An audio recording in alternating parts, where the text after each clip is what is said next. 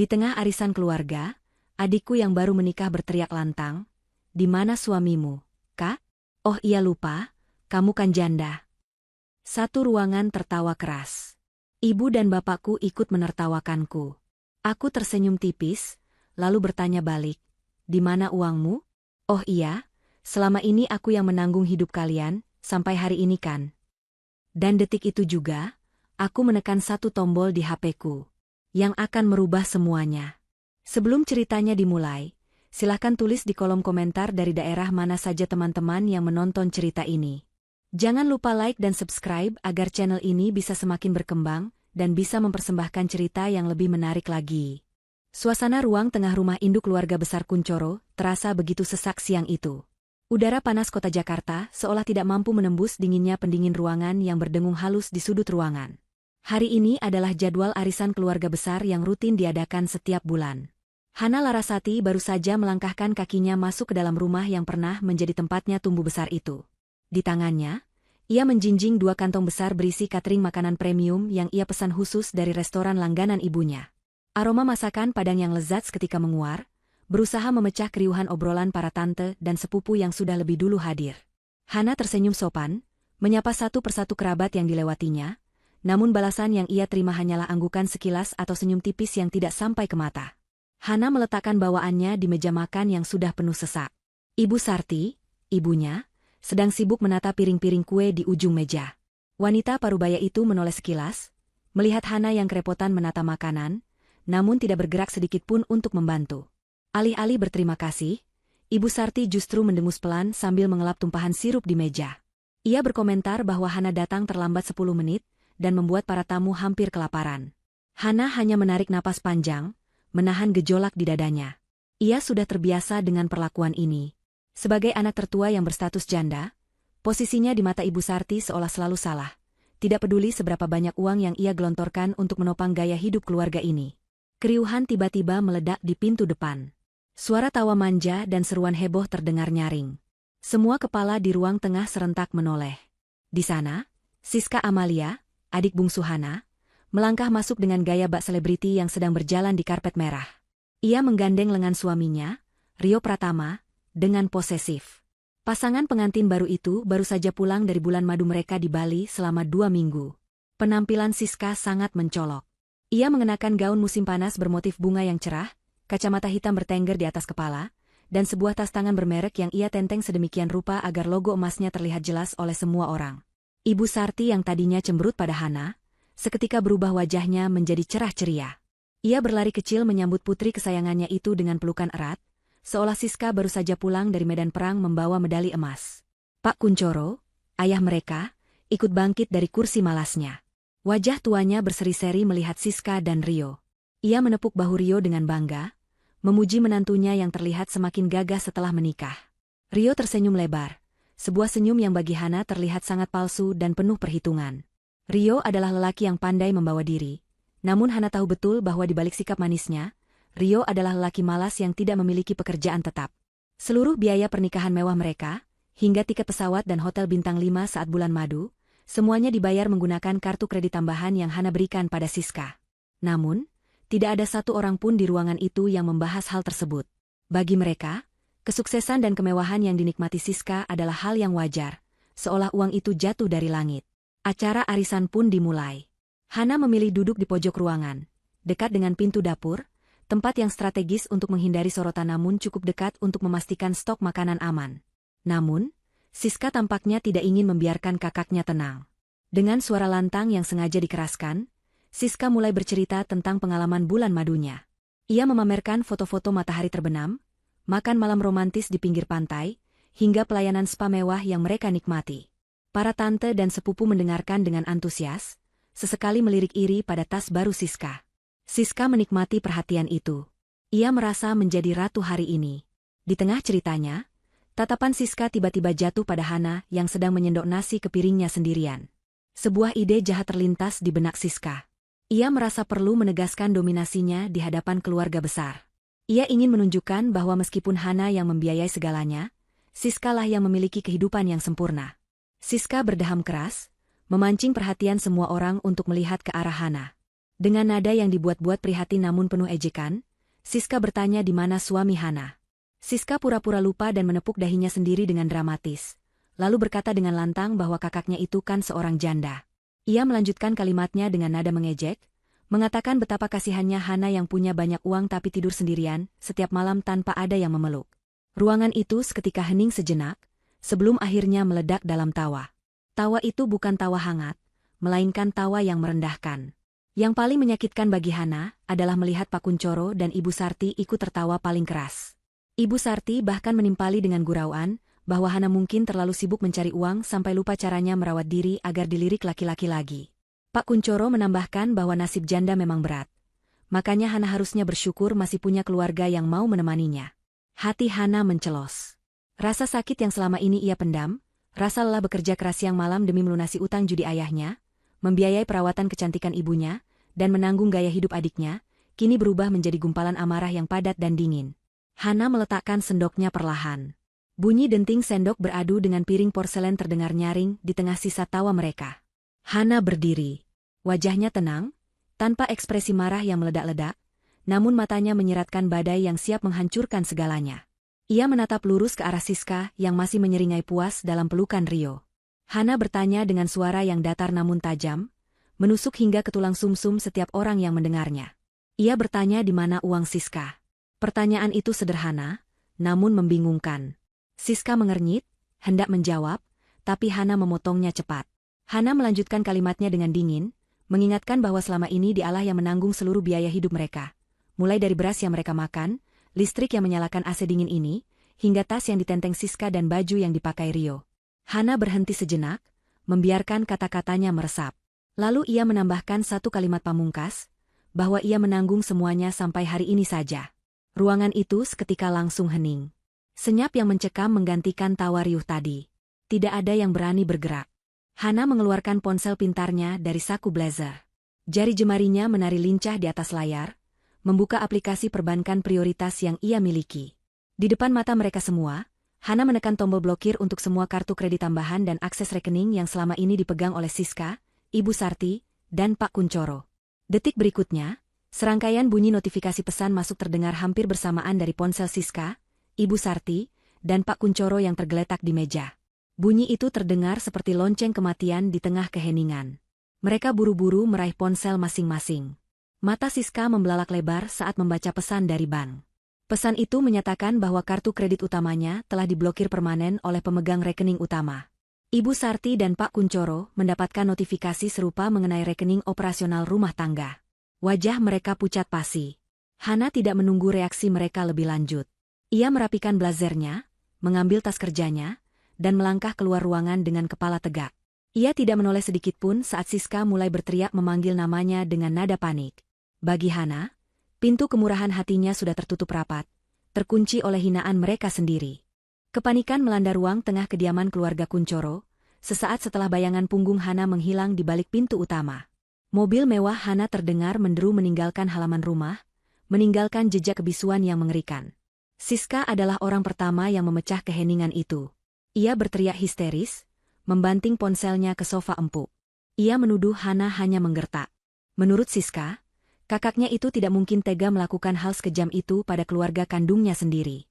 Siska berusaha meyakinkan dirinya sendiri dan orang tuanya, bahwa ini hanyalah taktik Hana untuk mencari perhatian, karena iri melihat kebahagiaan pengantin baru. Rio, yang duduk di sampingnya, tampak gelisah. Ia mencoba memeriksa saldo di aplikasi perbankan di ponsel Siska, namun aksesnya sudah benar-benar tertutup. Pak Kuncoro mencoba menenangkan suasana dengan gaya otoriternya yang biasa. Ia berkata dengan sombong bahwa Hana pasti akan kembali memohon maaf besok pagi. Menurut Pak Kuncoro, Hana tidak akan berani menjadi anak durhaka. Ia yakin betul bahwa Hana sangat membutuhkan pengakuan keluarga ini. Ibu Sarti mengangguk setuju, meski tangannya gemetar saat memegang gelas minumannya. Ia berusaha menepis rasa takut yang mulai merayap di hatinya.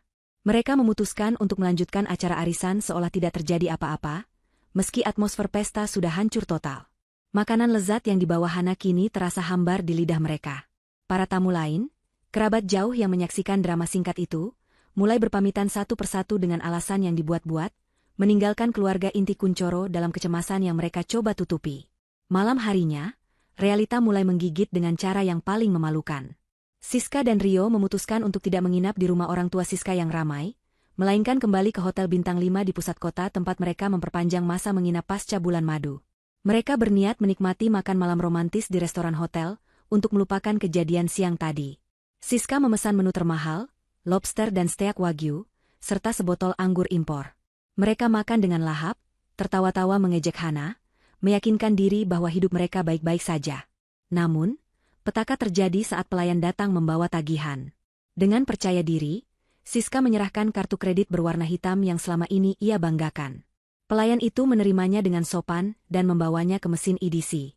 Beberapa saat kemudian, pelayan itu kembali dengan wajah sedikit kaku. Ia memberitahu bahwa kartunya ditolak. Siska tertawa renyah, mengatakan mungkin ada kesalahan jaringan atau chipnya kotor. Ia menyerahkan kartu kedua, kartu platinum yang juga atas nama Hana sebagai penjamin. Pelayan itu mencoba lagi, dan hasilnya sama. Ditolak. Wajah Siska mulai memerah. Keringat dingin mulai menetes di pelipisnya yang tertutup bedak mahal. Ia mencoba kartu ketiga, kartu debit yang biasa diisi ulang otomatis oleh Hana setiap awal bulan. Mesin EDC kembali memuntahkan struk penolakan. Para pengunjung restoran lain mulai memperhatikan meja mereka. Rio, yang sedari tadi diam, mulai merasa panas dingin. Ia bertanya pada Siska apakah dia membawa uang tunai. Siska menggeleng panik. Dompetnya hanya berisi kartu-kartu yang kini tak lebih dari sekadar potongan plastik tak berguna. Manajer restoran akhirnya datang menghampiri meja mereka. Dengan suara tegas namun sopan, manajer itu meminta pembayaran segera dilakukan atau mereka harus memanggil keamanan. Rio, dengan rasa malu yang luar biasa dan harga diri yang hancur lebur, terpaksa merogoh saku celananya. Ia mengeluarkan dompet kulitnya yang tipis, mengambil satu-satunya kartu debit pribadinya yang berisi tabungan hasil kerja serabutannya sebelum menikah. Jumlahnya pas-pasan, bahkan Rio tahu itu adalah uang yang ia simpan untuk pegangan pribadi. Dengan tangan gemetar, Rio membayar tagihan makan malam itu. Tabungannya ludes dalam sekejap hanya untuk 1 kali makan. Di saat yang bersamaan, di rumah Pak Kuncoro dan Ibu Sarti, situasi tak kalah mencekam. Saat Ibu Sarti sedang asyik menonton sinetron favoritnya di televisi layar datar 60 inci yang dibelikan Hana tahun lalu, tiba-tiba layar televisi itu mati. Bukan hanya televisi, seluruh lampu di rumah itu padam seketika. Gelap gulita menyelimuti rumah besar itu. Pendingin ruangan berhenti mendengung, dan keheningan malam terasa begitu menakutkan. Pak Kuncoro berteriak memanggil pembantu, menanyakan kenapa listrik mati. Sang pembantu dengan tergopoh-gopoh datang membawa lilin, memberitahu bahwa tetangga sebelah rumah lampunya menyala terang. Ini bukan pemadaman bergilir dari PLN. Pak Kuncoro dengan marah berjalan keluar menuju meteran listrik di pagar depan. Ia memeriksa meteran prabayar itu. Angka di layar meteran menunjukkan angka 0 besar, dengan tulisan, periksa, berkedip-kedip. Rupanya, token listrik di rumah besar ini menggunakan sistem pasca bayar yang tagihannya di auto-debit dari rekening Hana. Saat Hana memblokir akses pembayaran, sistem otomatis memutus aliran listrik karena ada tunggakan denda yang belum terbayar bulan sebelumnya, yang biasanya Hana lunasi tanpa banyak bicara.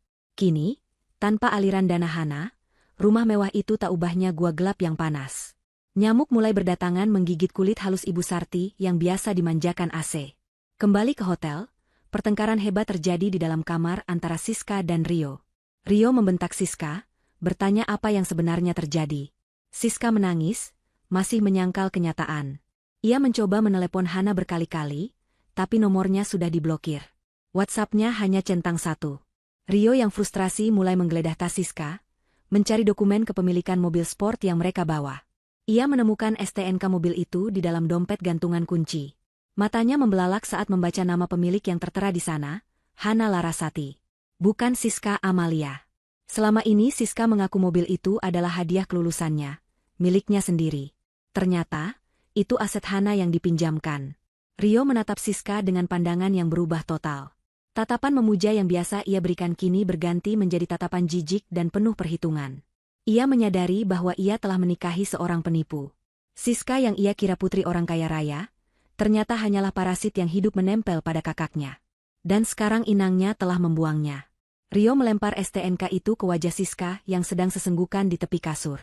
Ia berkata dengan nada dingin bahwa Siska harus membereskan masalah ini besok pagi, atau Rio akan memikirkan ulang pernikahan mereka.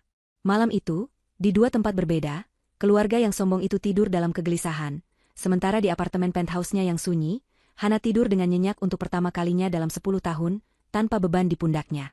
1 minggu berlalu sejak kejadian menggemparkan di acara arisan itu, dan kehidupan di rumah Pak Kunchoro berubah drastis bak neraka dunia.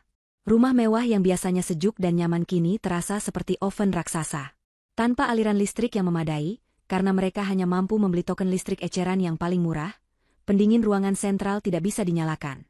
Jendela-jendela besar dibuka lebar-lebar, namun alih-alih angin segar, yang masuk justru debu jalanan dan suara bising kendaraan yang membuat kepala pening. Pak Kunchoro hanya bisa duduk di teras dengan kipas tangan dari anyaman bambu, mengenakan kaos kutang yang sudah bolong, sambil meratapi nasibnya.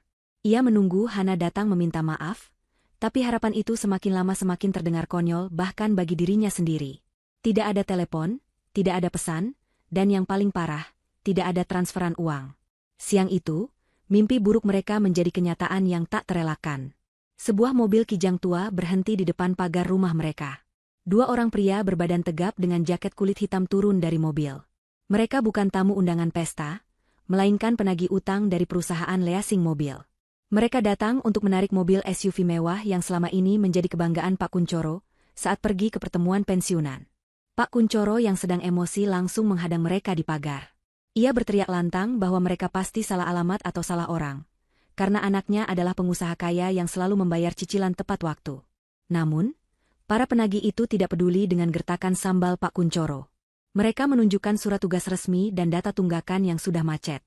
Rupanya, Hana tidak hanya berhenti membayar bulan ini, tetapi ia membatalkan sistem auto-debit untuk 3 bulan terakhir yang ternyata sudah menunggak denda, dan pihak leasing baru bergerak sekarang setelah konfirmasi dari Hana bahwa ia tidak lagi bertanggung jawab atas unit tersebut.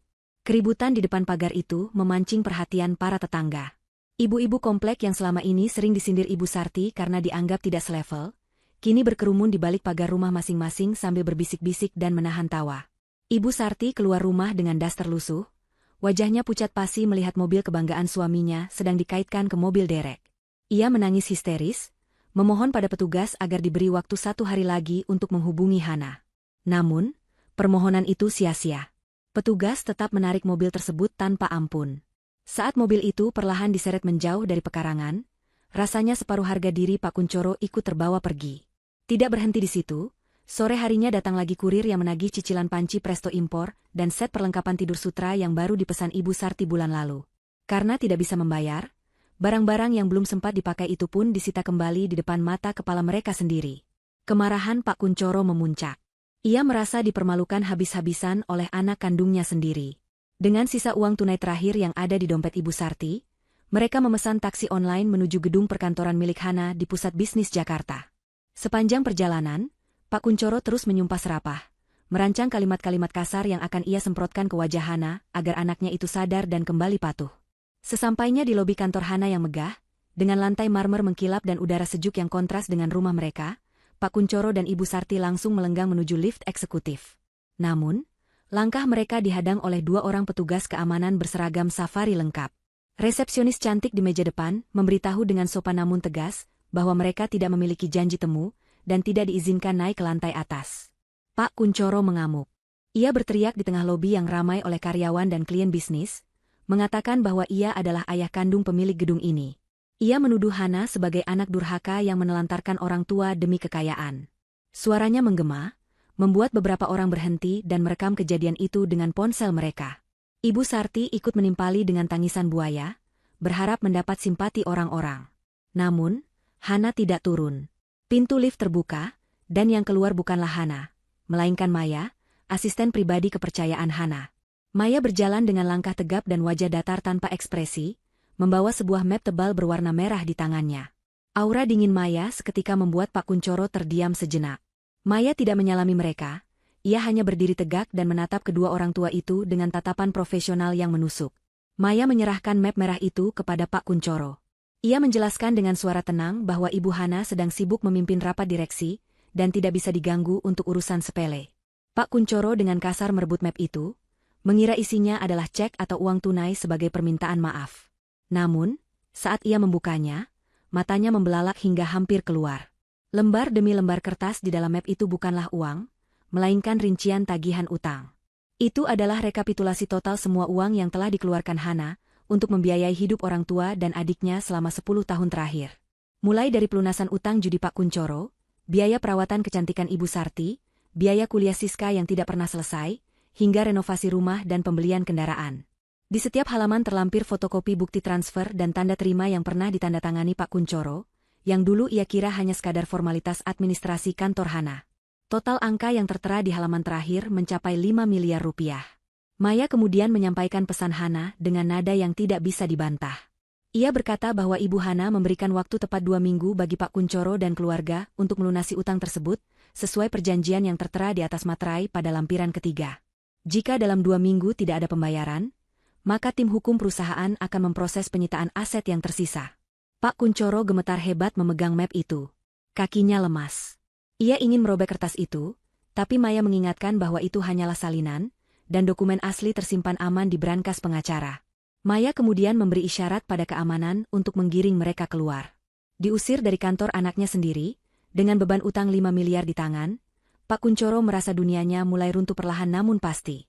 Sementara orang tuanya menghadapi kenyataan pahit di kantor Hana, Siska juga sedang berada di ujung tanduk.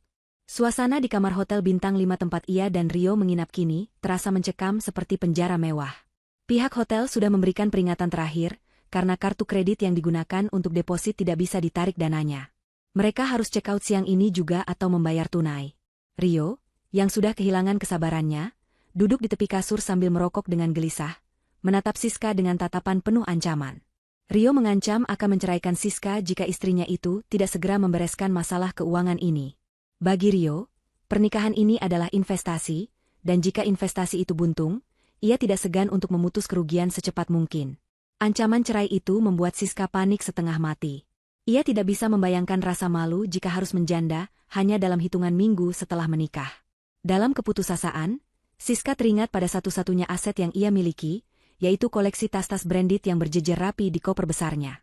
Tas-tas dengan merek ternama dari Paris dan Italia itu adalah kebanggaannya selama ini, simbol status sosialnya di antara teman-teman sosialitanya. Siska yakin jika ia menjual 3 atau 4 tas saja, ia bisa mendapatkan uang ratusan juta rupiah untuk menyambung hidup dan membungkam mulut Rio sementara waktu. Dengan tergesa-gesa, Siska memasukkan tas-tas itu ke dalam dusbag dan membawanya ke sebuah butik barang mewah bekas, Preloved Branded Store, yang terkenal di kawasan Jakarta Selatan. Ia berharap bisa mendapatkan harga tinggi, karena ia merasa merawat tas-tas itu dengan baik. Sesampainya di butik, Siska dilayani oleh seorang appraiser, atau penilai barang yang sudah berpengalaman puluhan tahun. Siska meletakkan tas-tasnya di meja kaca dengan percaya diri tinggi. Ia menyebutkan harga beli tas-tas tersebut, yang mencapai puluhan hingga ratusan juta rupiah. Sang penilai mengenakan sarung tangan putih, mengambil kaca pembesar, dan mulai memeriksa detail tas tersebut satu persatu. Ia memeriksa jahitan, tekstur kulit, nomor seri, dan hardware logam pada tas itu. Siska menunggu dengan tidak sabar, kakinya mengetuk-ngetuk lantai marmer butik. Namun, raut wajah sang penilai perlahan berubah menjadi skeptis. Setelah 15 menit yang terasa seperti selamanya, sang penilai melepaskan kacamata pembesarnya dan menatap Siska dengan tatapan kasihan bercampur geli. Sang penilai mengatakan dengan sopan bahwa butik mereka tidak bisa menerima barang-barang tersebut. Siska terkejut dan bertanya alasannya, mengira butik itu sedang tidak punya modal. Namun jawaban sang penilai menghantam ulu hati Siska dengan keras. Ia menjelaskan bahwa semua tas yang dibawa Siska adalah barang palsu, alias KW Super.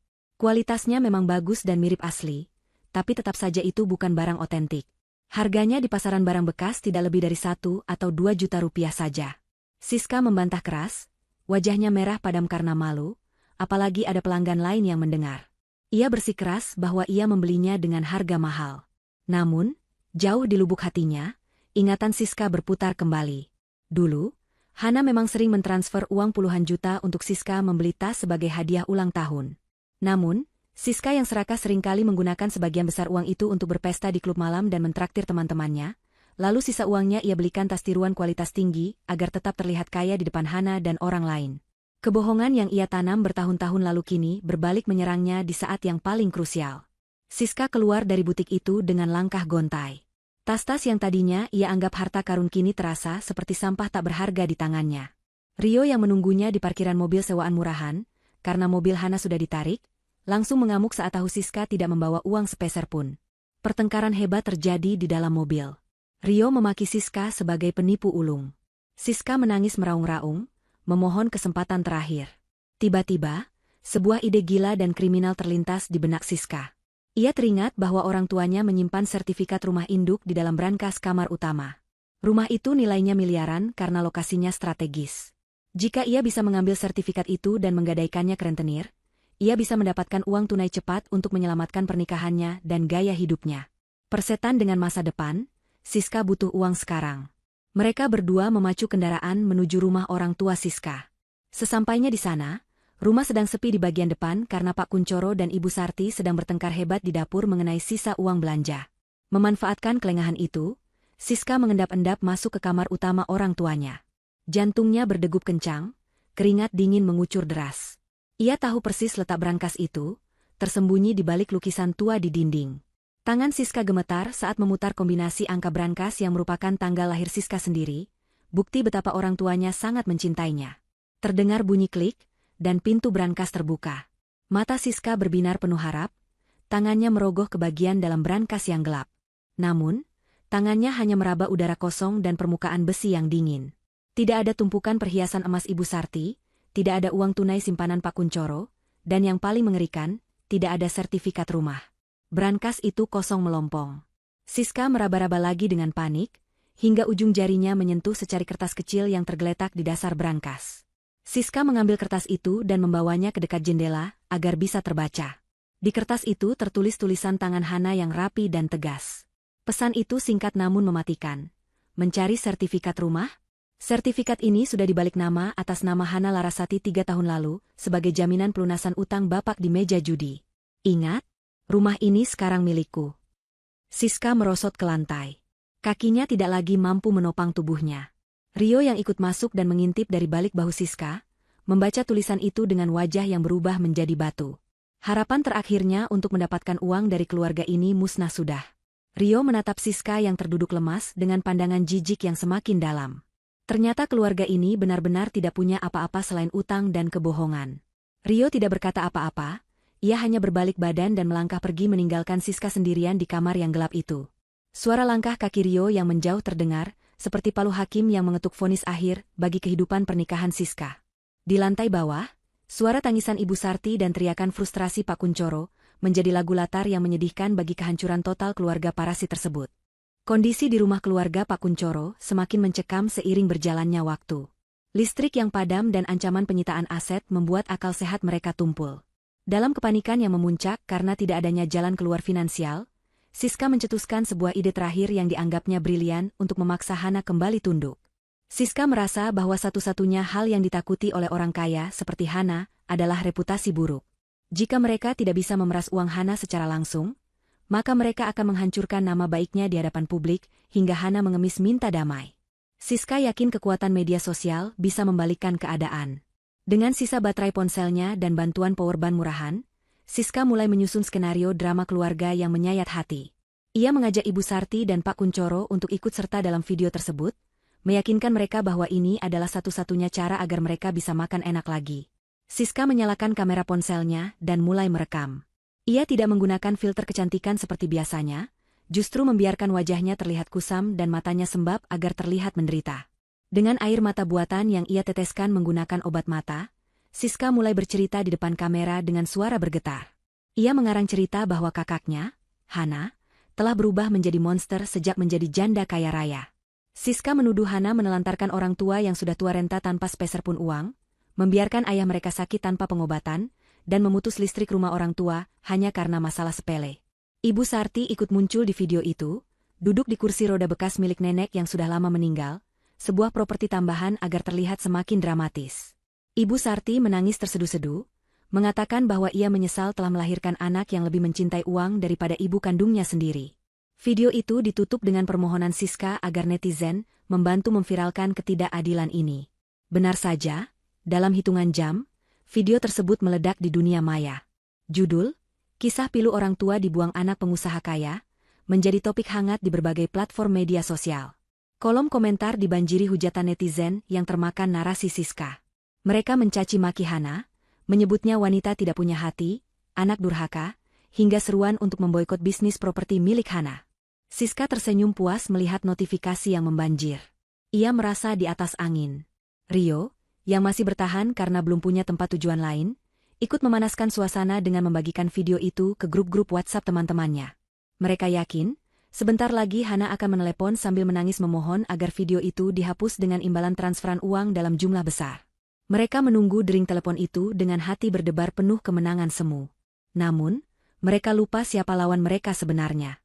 Hana bukanlah wanita yang mudah digertak dengan drama murahan. Di kantornya yang sejuk, Hana duduk tenang menatap layar tablet yang dipegang Maya. Wajahnya datar, tidak ada tanda-tanda kepanikan atau kesedihan. Ia membaca komentar-komentar jahat itu, seolah sedang membaca laporan cuaca. Maya bertanya dengan geram apakah mereka perlu menyewa buzzer untuk melawan, tapi Hana menggeleng pelan. Hana berkata bahwa kebohongan secepat apapun berlari, kebenaran akan selalu bisa menyusulnya. Hana tidak memilih perang komentar. Ia memilih transparansi total. Hana memerintahkan tim IT dan legal perusahaannya untuk menyiapkan konferensi pers digital melalui siaran langsung di akun resmi perusahaan yang memiliki jutaan pengikut, tepat pada jam makan siang saat trafik internet sedang tinggi-tingginya. Tepat pukul 12 siang, notifikasi siaran langsung Hana muncul. Siska dan keluarganya menonton dengan antusias, mengira Hana akan melakukan klarifikasi sambil minta maaf. Namun, yang mereka lihat membuat darah mereka membeku. Hana duduk dengan elegan di meja kerjanya, mengenakan blazer putih yang berwibawa. Di belakangnya, sebuah layar besar menyala. Tanpa banyak basa-basi pembuka, Hana menyapa penonton dan langsung menayangkan bukti-bukti yang selama ini ia simpan rapi. Layar di belakangnya menampilkan rekaman CCTV ruang tamu saat acara arisan tempo hari. Kualitas gambarnya jernih dan suaranya terdengar jelas. Jutaan penonton bisa melihat dan mendengar dengan gamblang saat Siska mengejek Hana dengan kalimat, "Kamu kan janda," dan bagaimana Ibu Sarti serta Pak Kuncoro tertawa terbahak-bahak menghina anak yang membiayai mereka. Video beralih menampilkan tabel Excel raksasa yang berisi aliran dana Hana ke rekening Siska, Pak Kuncoro, dan Ibu Sarti selama 10 tahun. Angka-angka itu fantastis dan membuat netizen tercengang. Bukti transfer untuk pembelian tas mewah Siska, pelunasan utang judi Pak Kuncoro, hingga biaya perawatan wajah Ibu Sarti terpampang nyata. Hana berbicara dengan nada tenang namun menusuk, menjelaskan bahwa ia tidak pernah menelantarkan mereka, melainkan ia memutuskan berhenti menjadi sapi perah bagi keluarga yang menghinanya.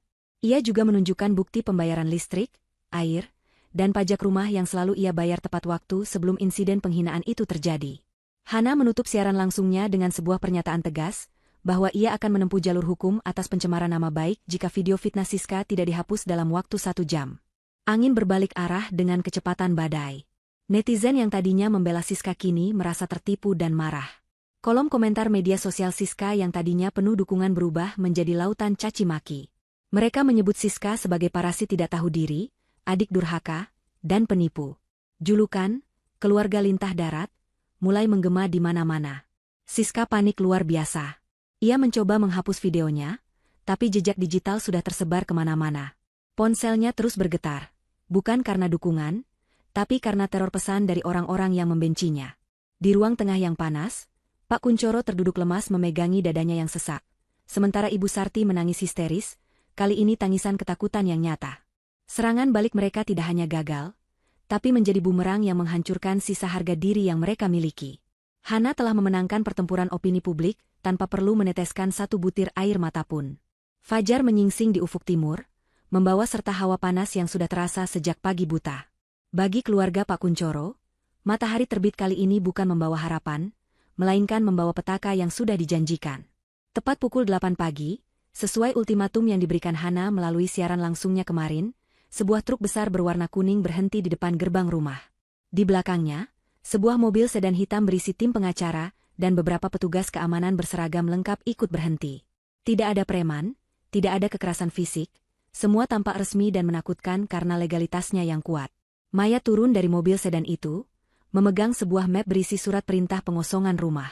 Wajahnya dingin, tanpa senyum, seperti malaikat pencabut nyawa bagi kenyamanan keluarga parasit itu. Pak Kuncoro mencoba bertahan. Ia keluar rumah dengan membawa sapu lidi, berteriak-teriak mengancam akan memukul siapa saja yang berani masuk.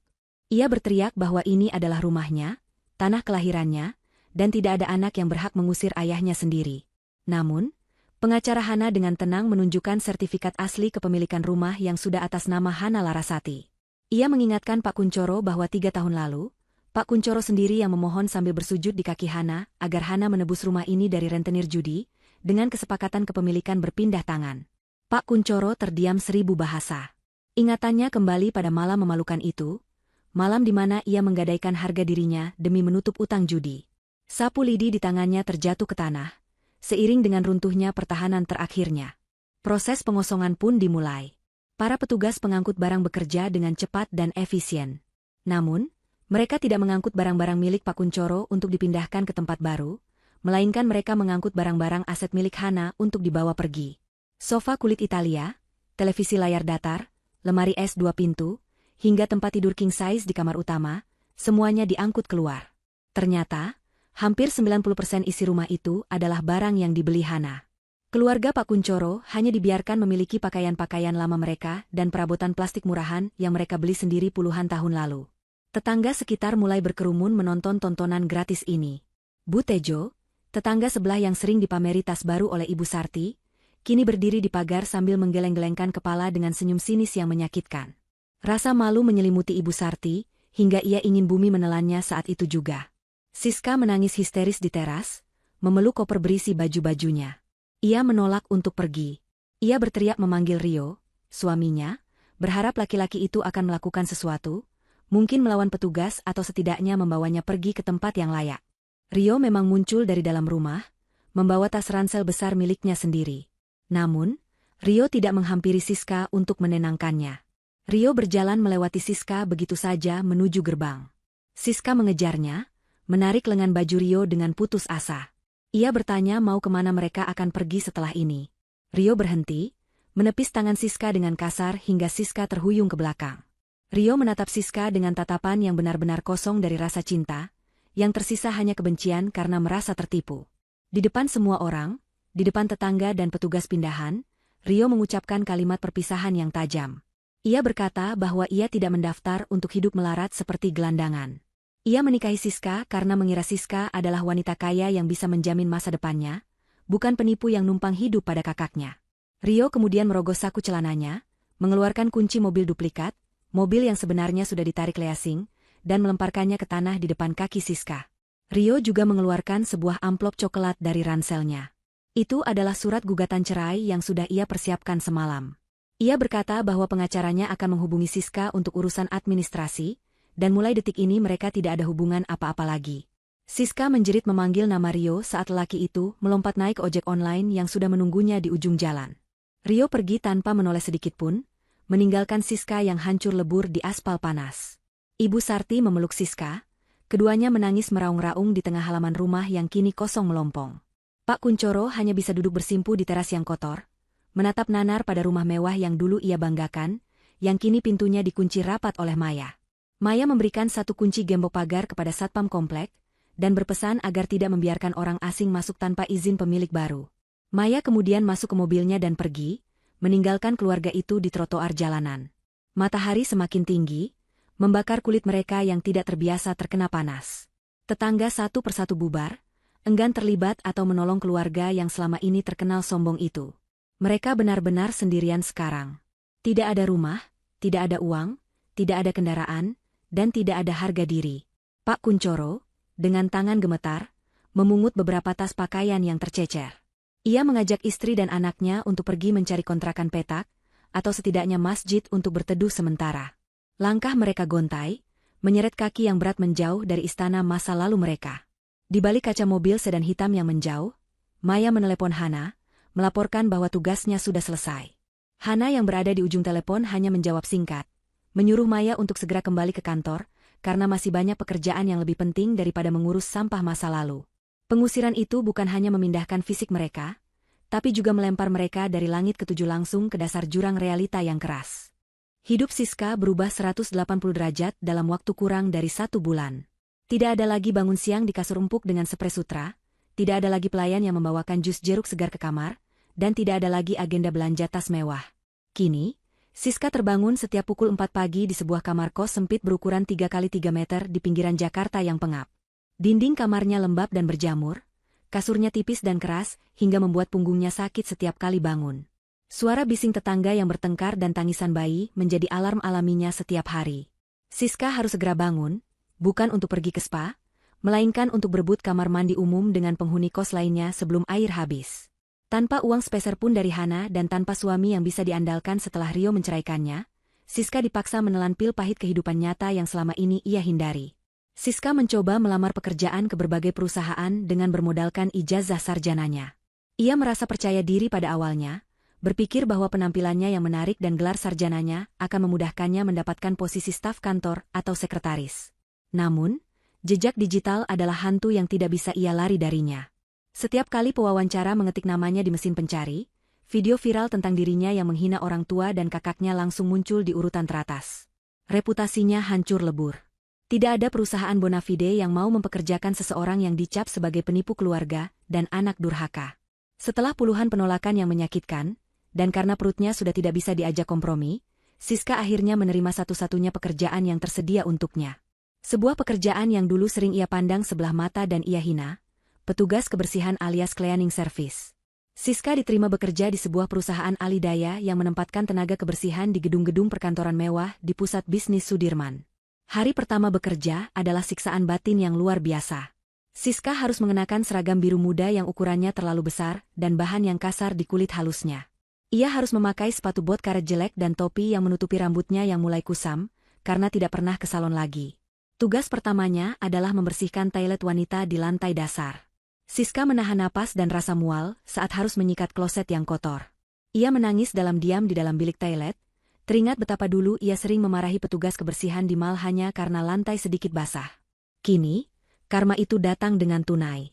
Ia harus merasakan sendiri betapa beratnya pekerjaan fisik yang menguras tenaga, membungkuk memeras kain pel hingga tangannya kasar dan kapalan.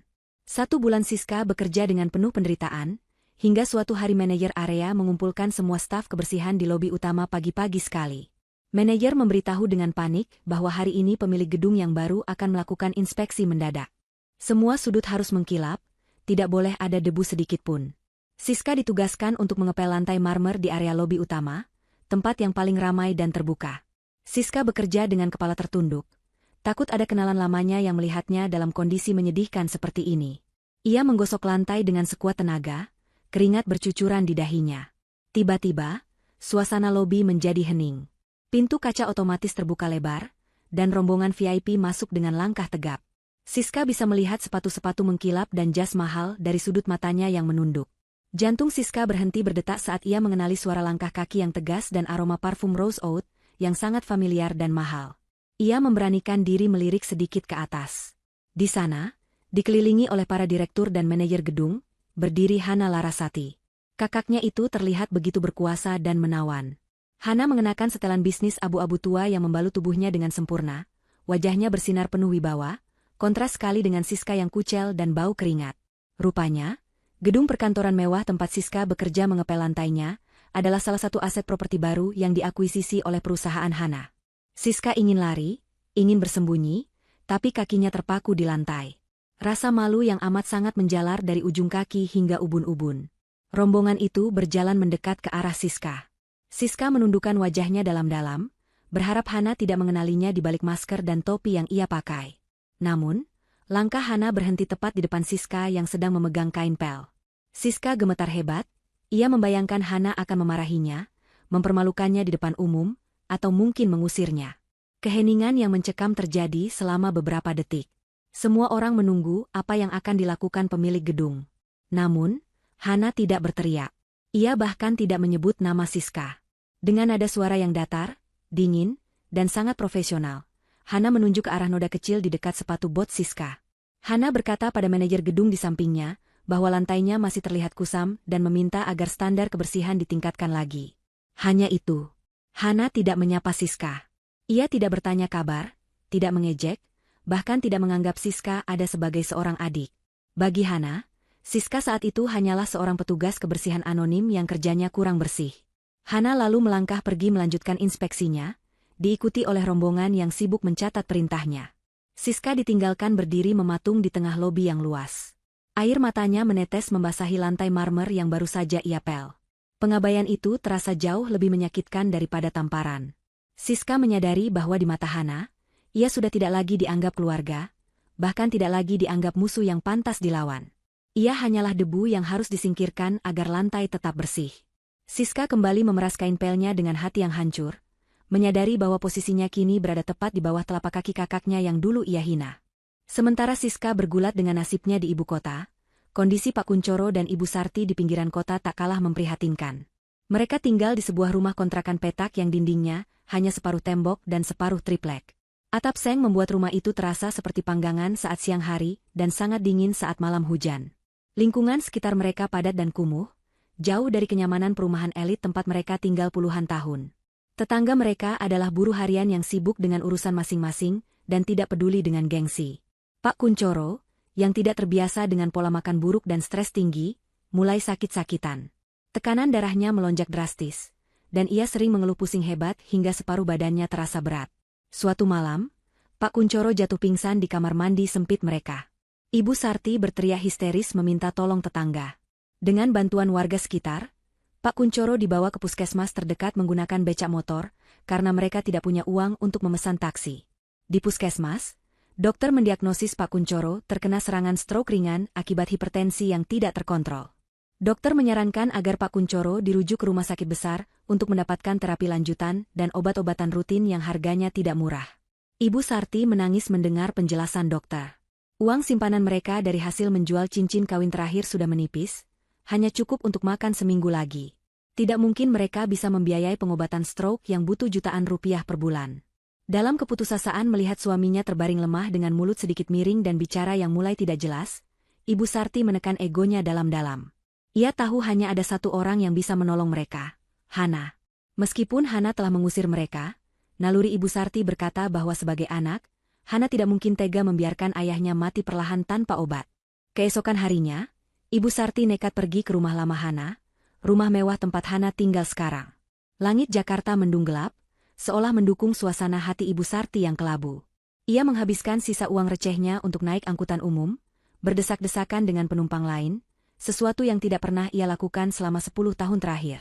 Sesampainya di depan gerbang tinggi rumah Hana, hujan deras mulai turun. Ibu Sarti tidak membawa payung. Tubuhnya yang mulai renta basah kuyup dalam sekejap. Ia menggigil kedinginan, tapi tekadnya sudah bulat. Ia memencet bel interkom di pagar berkali-kali. Satpam penjaga rumah, yang wajahnya asing bagi Ibu Sarti, keluar dari pos jaga dengan membawa payung besar. Satpam itu tidak membukakan gerbang, melainkan hanya berbicara dari balik jeruji besi. Ibu Sarti memohon dengan suara parau, meminta izin bertemu Hana sebentar saja. Ia berteriak di tengah deru hujan bahwa ayahnya sedang sakit keras dan butuh bantuan biaya. Ibu Sarti bahkan berlutut di aspal yang basah, air hujan bercampur dengan air matanya, berharap belas kasihan. Di dalam kamarnya yang hangat dan nyaman di lantai 2, Hana duduk di depan meja rias sambil menatap layar monitor CCTV. Ia melihat ibunya yang basah kuyup, berlutut di depan gerbang. Pemandangan itu menyedihkan, dan hati nurani Hana sempat rusik. Bagaimanapun, itu adalah wanita yang melahirkannya. Namun, ingatan Hana kembali pada momen arisan itu. Tawa Ibu Sarti yang mengejek status jandanya, dan bagaimana ibunya itu lebih memilih membela Siska yang jelas-jelas salah. Hana ingat bagaimana Ibu Sarti tidak pernah bertanya apakah Hana lelah bekerja, tapi selalu bertanya kapan uang bulanan ditransfer. Hana memejamkan mata sejenak, menarik napas panjang, dan meneguhkan hatinya. Membantu bukan berarti harus kembali dimanfaatkan. Hana meraih gagang telepon interkom yang terhubung ke pos Satpam, dan memberikan instruksi singkat. Satpam di gerbang mengangguk setelah menerima perintah dari earphone-nya. Ia kemudian masuk sebentar ke pos jaga dan keluar lagi membawa sebuah amplop putih tebal. Satpam itu mengulurkan amplop tersebut melalui celah pagar kepada Ibu Sarti. Mata Ibu Sarti berbinar penuh harapan. Ia yakin amplop tebal itu berisi uang tunai jutaan rupiah, atau mungkin cek. Dengan tangan gemetar kedinginan, ia merobek amplop itu dengan tidak sabar. Namun, harapannya hancur berkeping-keping saat melihat isinya. Tidak ada uang selembar pun di sana. Amplop itu berisi 2 buah kartu BPJS Kesehatan kelas 3, atas nama Pak Kuncoro dan Ibu Sarti yang baru saja didaftarkan, dan iurannya sudah dibayar lunas untuk 1 tahun ke depan. Satpam itu menyampaikan pesan Hana dengan nada datar namun sopan. Ia berkata bahwa Ibu Hana sudah mendaftarkan Bapak dan Ibu ke asuransi kesehatan pemerintah. Fasilitas itu bisa digunakan untuk berobat gratis di puskesmas dan RSUD sesuai rujukan. Ibu Hana berpesan agar Ibu Sarti menggunakan fasilitas negara tersebut, dan tidak lagi mengharapkan pengobatan VIP di rumah sakit swasta mahal, karena Ibu Hana sudah tidak menanggung biaya gaya hidup mewah lagi. Ibu Sarti menatap kartu hijau di tangannya dengan pandangan kosong. Ia merasa tertampar. Hana tidak membiarkan ayahnya mati. Hana memberikan solusi agar mereka bisa berobat, tapi solusi itu adalah solusi untuk rakyat jelata, bukan untuk orang kaya.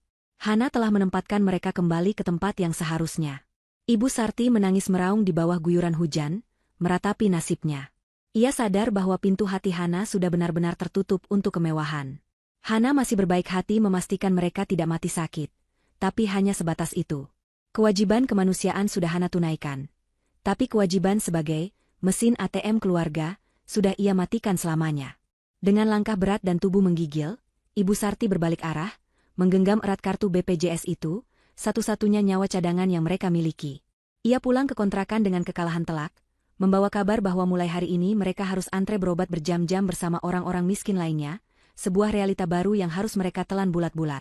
Tekanan hidup yang semakin menghimpit membuat akal sehat Siska benar-benar hilang. Gaji sebagai petugas kebersihan yang pas-pasan tidak cukup untuk memuaskan dahaganya akan gaya hidup instan, apalagi untuk membayar sewa kos dan makan sehari-hari yang layak. Dalam keputusasaan dan keinginan untuk kembali kaya dengan cara cepat, Siska terjerumus ke dalam lubang kriminal. Ia memanfaatkan sisa-sisa kemampuan bicaranya yang manipulatif untuk menipu rekan-rekan kerjanya, sesama petugas kebersihan dan tetangga kosnya. Siska membuat arisan bodong dengan iming-iming bunga tinggi dalam waktu singkat. Ia meyakinkan mereka bahwa ia memiliki koneksi investasi rahasia dari masa lalunya sebagai keluarga kaya. Awalnya skema itu berjalan lancar dengan metode gali lubang tutup lubang. Namun seperti bom waktu, penipuan itu akhirnya meledak ketika Siska tidak bisa lagi mengembalikan uang para korban yang menagih secara bersamaan. Malam itu menjadi malam yang tidak akan pernah dilupakan Siska. Pintu kamar kosnya didobrak paksa oleh polisi yang datang bersama beberapa korban yang mengamuk. Siska diseret keluar dengan tangan terborgol, ditonton oleh seluruh penghuni kos yang mencemoohnya. Tidak ada tas bermerek, tidak ada gaun indah, yang ada hanyalah baju tidur lusuh dan wajah pucat pasi tanpa riasan. Siska digelandang ke kantor polisi dan dijebloskan ke dalam sel tahanan yang dingin dan berbau apek. Di balik jeruji besi, realita menghantamnya dengan telak. Ia sendirian, terancam hukuman penjara bertahun-tahun atas tuduhan penipuan dan penggelapan uang. Dalam kondisi terpuruk itu, Siska menggunakan haknya untuk satu kali panggilan telepon. Dengan tangan gemetar, ia menekan satu-satunya nomor yang ia hafal di luar kepala, nomor kakaknya, Hana. Keesokan harinya, Hana datang mengunjungi kantor polisi. Namun, kedatangan Hana bukan sebagai penyelamat yang membawa koper berisi uang jaminan, melainkan sebagai pengunjung biasa. Hana duduk di kursi ruang tunggu dengan tenang, mengenakan pakaian sederhana namun terlihat sangat elegan dan bersih, kontras dengan suasana kantor polisi yang semrawut. Polisi membawa Siska keluar dari sel untuk menemui Hana. Saat melihat kakaknya, Siska langsung menangis meraung-raung. Ia bersimpuh di kaki Hana, memeluk kaki kakaknya erat-erat. Siska memohon ampun, meminta maaf atas semua kesalahannya di masa lalu. Ia berjanji akan berubah, akan menjadi adik yang baik, dan akan menuruti semua perintah Hana asalkan Hana mau menyewakan pengacara hebat dan membayar ganti rugi pada para korban agar ia bisa bebas. Hana menatap adiknya yang sedang menangis di lantai dengan tatapan yang sulit diartikan. Ada rasa iba di matanya, namun tidak ada lagi kebodohan yang dulu menyelimutinya. Hana meminta Siska untuk berdiri dan duduk di kursi. Dengan suara lembut namun tegas, Hana berkata bahwa ia datang bukan untuk membebaskan Siska, melainkan untuk melihat keadaan adiknya untuk yang terakhir kali sebagai bentuk kemanusiaan. Siska terbelalak kaget, tangisnya terhenti seketika. Ia tidak percaya Hana tega membiarkannya membusuk di penjara. Siska mulai berteriak marah, kembali menyalahkan Hana yang pelit dan tidak punya hati nurani. Siska berdalih bahwa ia menipu karena terpaksa, karena Hana tidak memberinya uang. Siska kembali memainkan peran sebagai korban keadaan. Hana menggeleng pelan mendengar racauan adiknya. Ia mencondongkan tubuhnya sedikit ke depan dan menatap mata Siska dalam-dalam. Hana berkata bahwa ia sudah memaafkan Siska sebagai seorang kakak. Ia sudah tidak lagi menyimpan dendam atas penghinaan di acara arisan itu. Namun, Hana menegaskan bahwa memaafkan bukan berarti membebaskan seseorang dari konsekuensi perbuatannya. Hana menjelaskan bahwa Siska telah melakukan tindak kriminal yang merugikan orang lain, orang-orang kecil yang uangnya Siska curi. Itu adalah utang karma yang harus Siska bayar sendiri. Hana tidak akan menggunakan uang hasil kerja kerasnya yang halal untuk menutupi kejahatan Siska. Hana berkata bahwa penjara mungkin adalah tempat terbaik bagi Siska untuk belajar arti tanggung jawab dan kejujuran, sesuatu yang gagal diajarkan oleh orang tua mereka selama ini. Siska terdiam kaku, seolah baru saja disambar petir. Harapan terakhirnya musnah sudah. Hana berdiri, merapikan tasnya, dan bersiap untuk pergi. Sebelum melangkah keluar, Hana menoleh sekali lagi dan mengucapkan kalimat perpisahan yang menohok. Ia berkata agar Siska menikmati hasil perbuatannya sendiri, sama seperti Hana menikmati hasil kerja kerasnya sendiri selama ini. Hana berjalan keluar dari ruangan itu dengan langkah pasti, tidak menoleh lagi meskipun Siska berteriak histeris memanggil namanya, memaki, dan memohon bergantian. Pintu besi tertutup dengan dentuman keras, memisahkan dua dunia yang berbeda. Hana kembali ke dunianya yang terang dan lurus, sementara Siska harus tetap tinggal di dalam kegelapan yang ia ciptakan sendiri. Itu adalah titik nadir di mana Siska akhirnya sadar bahwa kakaknya tidak akan pernah lagi menjadi pelindungnya. 1 tahun telah berlalu sejak badai drama keluarga itu mereda. Pagi itu, matahari bersinar cerah di langit Jakarta, menyinari taman belakang rumah Hana yang luas dan asri.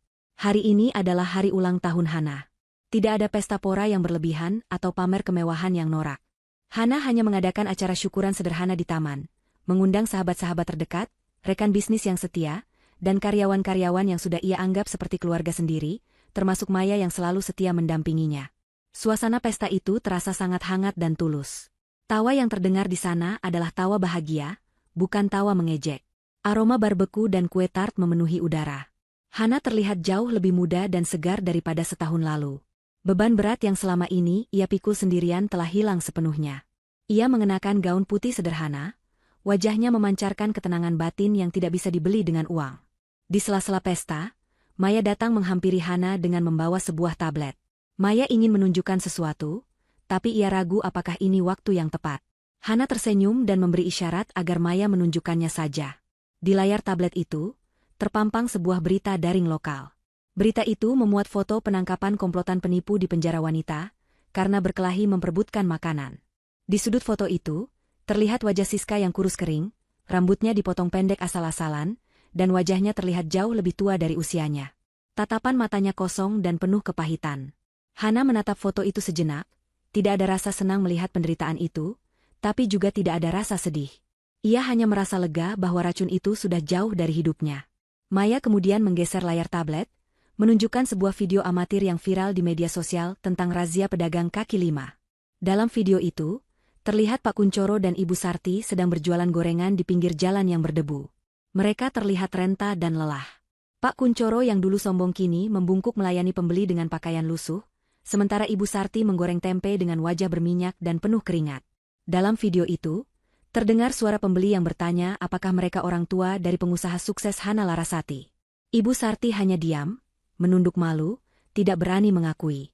Mereka hidup dalam penyesalan setiap detik, meratapi kebodohan mereka yang telah membuang berlian demi menggenggam kerikil. Rio, sang mantan menantu, kabarnya kini bekerja serabutan sebagai kuli panggul di pasar induk, hidup menggelandang tanpa arah, dijauhi semua orang karena tabiat buruknya. Hana menyerahkan kembali tablet itu kepada Maya. Ia tidak ingin berlama-lama melihat masa lalu. Tiba-tiba, seorang pelayan datang membawa sebuah surat dengan amplop kumal. Pelayan itu berkata bahwa ada seseorang yang menitipkan surat ini di pos satpam depan. Hana mengenali tulisan tangan di amplop itu, tulisan tangan Ibu Sarti. Hana membuka surat itu.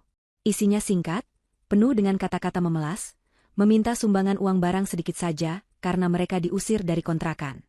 Mereka kembali menggunakan kata keluarga sebagai senjata untuk meminta belas kasihan.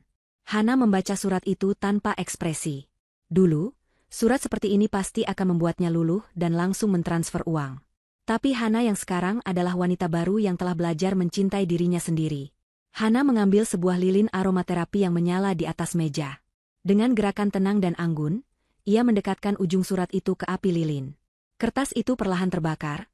Api melalap kata-kata permohonan yang manipulatif itu, hingga menjadi abu hitam yang rapuh. Hana menjatuhkan sisa abu itu ke asbak, membiarkannya terbang tertiup angin sore. Maya yang melihat kejadian itu tersenyum bangga.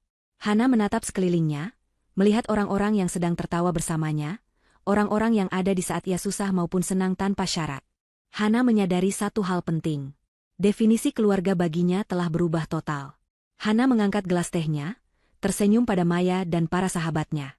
Ia bergumam pelan, lebih kepada dirinya sendiri sebagai penutup dari bab kelam hidupnya. Ia berkata bahwa darah memang membuat seseorang memiliki hubungan biologis, tetapi kesetiaan dan kasih sayang tuluslah yang membuat seseorang menjadi keluarga yang sebenarnya. Keluarga yang ada di hadapannya saat ini adalah keluarga yang ia pilih, dan yang memilihnya kembali. Hana menghirup udara kebebasan dalam-dalam. Ia bukan lagi janda yang kesepian atau sapi perah keluarga. Ia adalah Hana Larasati, wanita merdeka yang bahagia dengan caranya sendiri. Layar kehidupan Hana pun meredup dengan senyum manis yang merekah di bibirnya, sebuah senyum kemenangan yang abadi dan memuaskan. 5 tahun telah berlalu sejak badai prahara di keluarga Kuncoro mereda, dan waktu telah membuktikan dirinya sebagai hakim yang paling adil. Wajah Hana Larasati kini menghiasi sampul depan majalah bisnis terkemuka sebagai salah satu wanita paling berpengaruh di Indonesia. Ia tidak lagi dikenal sebagai janda yang kesepian, melainkan sebagai taipan properti yang dermawan. Siang itu, Hana sedang meresmikan panti asuhan modern yang ia bangun dengan uang pribadinya. Ia berdiri di atas podium, anggun dan bercahaya, didampingi oleh seorang pria berwibawa yang kini menjadi suaminya. Seorang dokter spesialis yang tulus mencintainya bukan karena hartanya, melainkan karena hatinya. Di samping mereka, seorang anak perempuan kecil tertawa riang, anak adopsi yang melengkapi kebahagiaan keluarga kecil baru Hana. Kilatan lampu kamera wartawan berebut mengabadikan momen kebahagiaan itu, menyebarkan senyum Hana ke seluruh penjuru negeri melalui layar televisi. Jauh dari gemerlap lampu sorot itu, di sebuah warung kopi sempit yang berbau minyak jelantah, Pak Kuncoro dan Ibu Sarti duduk menatap televisi tabung tua yang gambarnya bersemut. Mereka kini tinggal di sebuah petak kontrakan di bantaran sungai, hidup dari belas kasihan tetangga dan sisa tenaga Pak Kuncoro yang memungut botol plastik bekas. Saat wajah Hana muncul di layar berita dengan judul tulisan, "Wanita Inspiratif Tahun Ini", air mata Ibu Sarti menetes jatuh ke atas piring nasi aking yang sedang ia makan. Penyesalan itu datang terlambat dan sangat menyiksa. Mereka melihat anak yang dulu mereka hina dan manfaatkan kini tersenyum bahagia tanpa mereka. Pak Kuncoro hanya bisa menunduk, memijat kakinya yang lumpuh sebelah karena stroke yang tidak terawat dengan baik, menyadari bahwa ia telah membuang berlian demi menggenggam arang yang kini mengotori sisa hidupnya. Mereka ingin berteriak mengakui Hana sebagai anaknya, tapi dunia sudah tidak lagi peduli pada suara mereka. Sementara itu, di sudut jalan yang kotor tidak jauh dari tempat peresmian gedung panti asuhan Hana, seorang wanita kurus dengan pakaian lusuh sedang menyapu trotoar. Itu adalah Siska. Setelah keluar dari penjara dengan catatan kriminal, tidak ada satupun tempat yang mau menerimanya bekerja selain menjadi penyapu jalanan harian lepas. Kulitnya yang dulu mulus kini hitam terbakar matahari, giginya kuning tidak terawat, dan tangannya kasar penuh luka. Siska berhenti menyapu saat melihat iring-iringan mobil mewah keluar dari gerbang gedung. Kaca mobil paling depan terbuka sedikit, memperlihatkan profil wajah Hana yang sedang tertawa renyah berbicara dengan suaminya. Siska terpaku memegang sapu lidinya. Jarak mereka hanya beberapa meter, namun rasanya terpisah oleh jurang nasib yang tak terukur dalamnya. Ingin rasanya Siska berlari, mengetuk kaca mobil itu, dan bersujud meminta cipratan kekayaan kakaknya kembali. Namun, bayangan dirinya di kaca etalase toko di sebelahnya menghentikan langkahnya. Ia melihat sosok wanita tua, jelek, dan menjijikan yang menatap balik kepadanya. Rasa malu yang begitu besar akhirnya membungkam mulutnya. Siska sadar, ia hanyalah masa lalu buruk yang sudah dibuang. Mobil Hana melaju mulus membelah jalanan ibu kota, meninggalkan Siska yang kembali menunduk menyapu debu jalanan, debu yang sama tidak berharganya dengan penyesalan yang ia rasakan. Hana Larasati terus melaju ke depan menuju masa depannya yang cerah, sementara keluarga masa lalunya tertinggal jauh di belakang, menjadi jejak yang perlahan hilang disapu waktu dan karma yang abadi. Dan karma yang abadi. Dan karma yang abadi. Dan karma yang abadi. Dan karma yang abadi.